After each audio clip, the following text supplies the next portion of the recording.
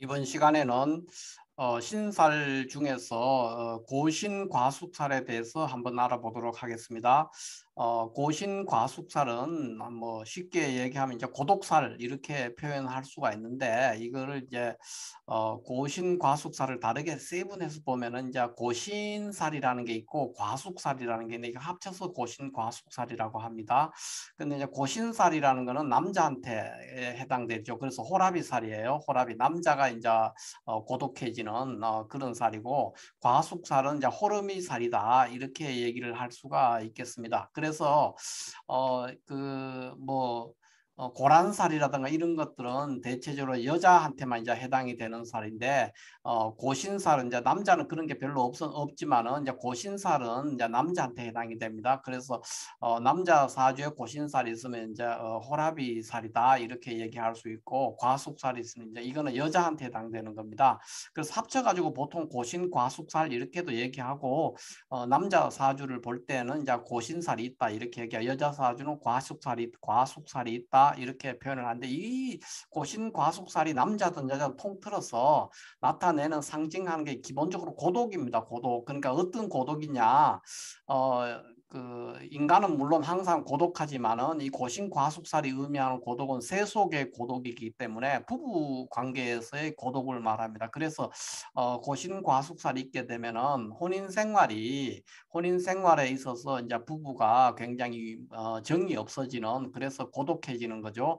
그렇게 되는 경우도 있고, 또 이제 부부 간에 뭐 이별을 한다든가 또는 뭐 이혼을 한다든가 뭐 또 사별을 한다든가 하는 그런 모든 것들이 다 고신과숙살에 해당이 됩니다.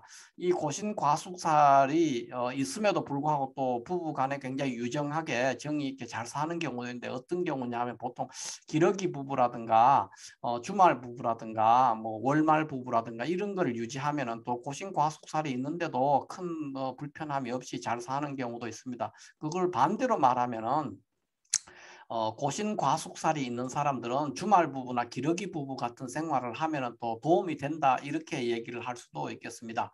그러면 지금부터 고신과숙살이 구체적으로 어떤 것들인지에 대해서 한번 자세히 한번 알아보도록 하겠습니다.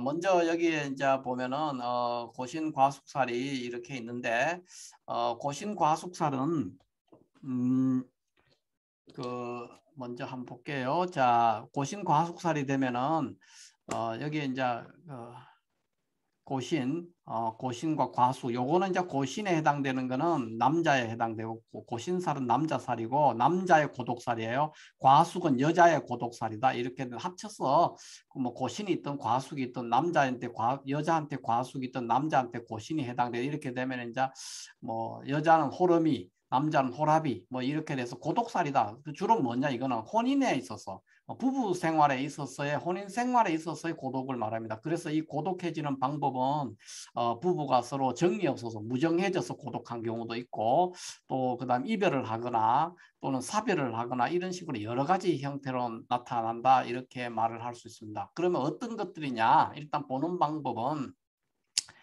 이 고신과숙살은, 그러니까 사주가 이렇게 이제 있을 때, 사주가 이렇게 이제 이게 일간이라고 했을 때, 이게 이제 연월에 이런 게 있는 것보다는 일시지에 있을 때, 이거를 더 이제 중하게 바라보는 그런 경향이 있습니다. 그래서 일지와 시지와 월지 순으로 이렇게 이제 중하게 봅니다. 이제 그렇게 보는데, 이 기준이 뭐냐? 연지를 기준으로 고신과숙을 판단한다는 겁니다. 모든 신살은 원래가 연주를 기준으로 생성됐기 때문에 연주 기준으로 보고요. 그래서 일지와 시지를 중하게 보는 거는 이제 대부분 이제 결혼 생활에 관한 얘기, 혼인 생활에 관한 얘기이기 때문에 이 중년 이후에 일어나는 일들입니다. 그래서 일시지가 중하게 그렇게 고신과숙살을 볼 때 판단하는 근거로 작용이 됩니다. 그래서 남자 사주에서 이제 이렇게 뭐 시주에 그 고신살이 있거나 이러면은 이제 말년이 고독하다 뭐 이렇게 할 수. 여자는 또 백호괴강이 그러니까 과숙에 해당되는 글자가 또 백호괴강이 있으면 더 심하게 될 수도 있죠. 그래서 이런 것들을 이제 얘기를 할 수 있다. 그렇게 되고, 그 과숙살이라는 것은 그 기본적으로 진술충미에 해당되는 글자들입니다. 진술충미. 진술 충미에 되는 어떤 글자 중에 하나가 이제 이 과수에 해당될 수 있고 고신이라는 것은 인신사해입니다. 인신사해.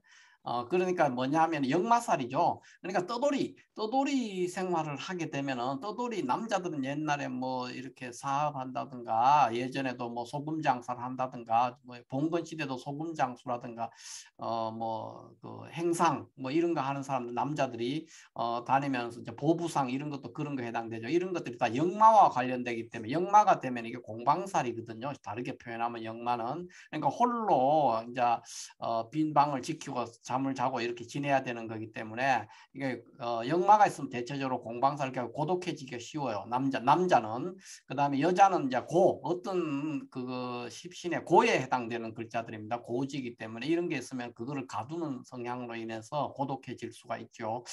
이런 것들이 이제 여자는 진술충미가 어쨌든 과속살에 해당될 수 있는데 모든 진술충미가 되는 것이 아니고 조건이 있습니다. 이거는 조금 후에 살펴보기로 하고 남자는 인신사회가 고신살이고 여자는 진술충미가 과속살에 해당된다. 이렇게 이제 왜 그렇게 되느냐 하는 거는 이런 것들은 다 고독과 관련되는 글자들입니다.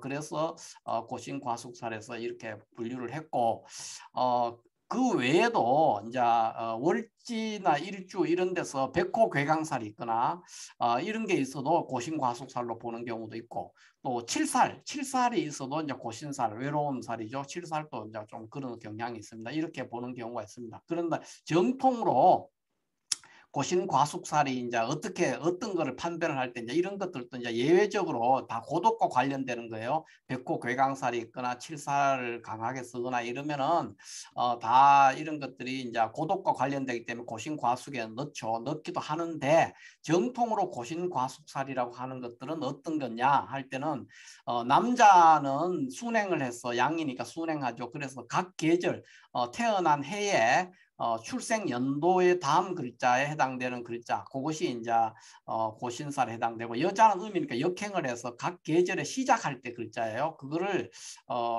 과속살이다 이렇게 표현합니다. 그러면 구체적으로 어떤 것이 고신살이고 과속살이 되느냐 하는 걸 한번 보면 여기서 보면 만약에 어떤 사람이 임묘진년생이에요. 출생 연도가 범띠나 토끼띠나 용띠생이라면은 여자는 그러니까 월일시에 월이나 일이나 시에 축이 있으면 그것이 이제 과속살이 되죠. 과속살이 되고 남자는 고신살인데 남자는 임묘진이면 진 다음에 사예요. 사. 우리가 자축, 인묘, 진사오미 이렇게 따졌을 때 자축, 인묘, 진사니까 진 다음에 오는 글자 그것이 고신살이 여자는 인이 시작되기 전에 글자가 축이죠. 여기서 이전 글자라 그랬으니까 그 축이 과속살이 되고 남자는 사가 임묘진년생이면 사가 고신살이 되고 그 다음에 사오민년생 그러니까 뱀띠나 말띠나 양띠인 사람 그런 사람들은 진이 고신살이고 과속살이고 여자는 이제 진이 있으면은 이제 안 좋은 거죠. 과속살이 되고 남자는 이제 그 고신살로 신이 있으면 안 돼요. 그러니까 사, 오, 미 다음에 신이 오죠. 순서로. 그 다음에 사가 시작되기 전에 진이 있죠. 이렇게 해서 여자는 요 시작하는 글자. 요것이 이제 과속살이 되고 남자는 요 미 다음에 오는 신이 고신살이다. 신유술년생이면은 신이 시작하기 전에 미죠. 미. 그 다음에 술 다음에는 해죠. 해. 이런 식으로 해자 축년생이면은 해가 시작하기 전에 오는 것이 뭐죠? 술이죠. 술해 자축인묘 진사오미 신유 술해자축 그다음 인이죠. 인 이렇게 해서 인신사에 해당되는 것은 고신살 남자에 해당되고 고신살이라고 얘기를 하고 그다음에 진술충미에 해당되는 글자들은 과속살이라고 해서 여자에 해당되는데 여기에 이 표를 보면은 이렇게 진술충미 과속살에 해당되는 글자는 다 진술충미뿐이고 고신살은 인신사회를 고신살이라고 한다.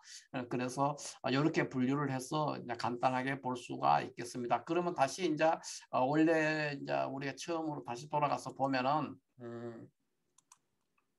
자, 고신과숙살이 외로움은 나의 운명 뭐 이렇게 표현을 했는데 기본적으로 고독한 사람이다. 그러니까 어떤 고독이냐?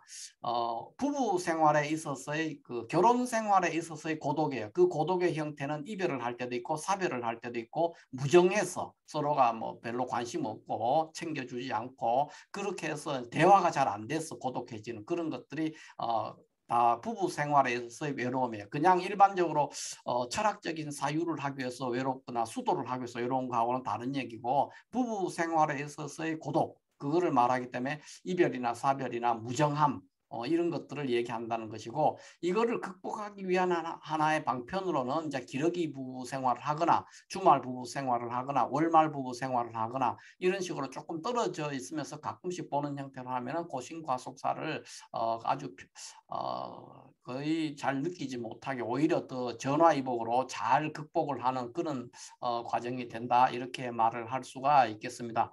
자, 오늘은 이렇게 해서 고신과숙살에 대해서 간단히 한번 살펴봤습니다. 감사합니다.